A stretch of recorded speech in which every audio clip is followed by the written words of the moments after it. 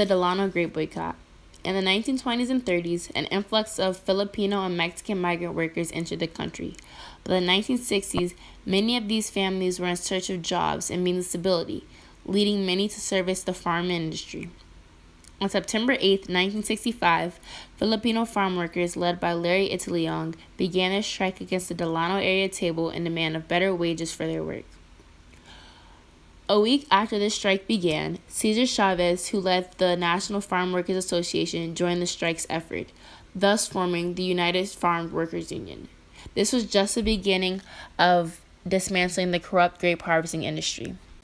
Migrant workers were sent to do the jobs of Americans who were away fighting the war.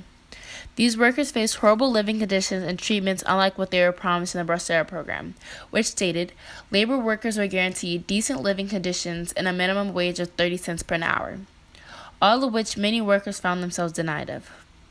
The Delano grape strike came not only as a response to combating the Bracero program, but to get equal rights. This strike lasted more than 5 years, gathering people of all race, gender, and nationalities.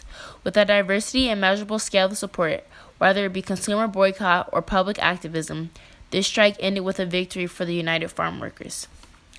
Table crop growers signed the first union contract in 1970, providing breaks, proper tools, proper housing, and a wage raise.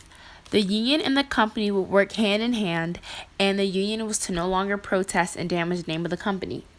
In the years that followed, and as of today, the Delano grape strike made better health care and sustainable lives possible for migrant farmers everywhere.